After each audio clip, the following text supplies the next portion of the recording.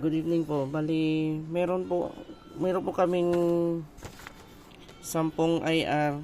Yung first 2 po na AR, no payment ng old employees ay ipapatrace ko na lang po kasama ang audit team. Tapos sa expired permit, meron na po kaming na-receive na approved galing sa BIR. Bali, nasend po nila ito last February 6 lang po. Itong 4 na open case, no proof of payment. Bali, i-double check ko na lang din po ulit yung mga hindi na nag-generate na mga proof of payment. Tapos, dito po sa uninstalled tarp, bali, nalagay na po yan ni Abner sa tabi ng kalsada po para makita ng mga tao.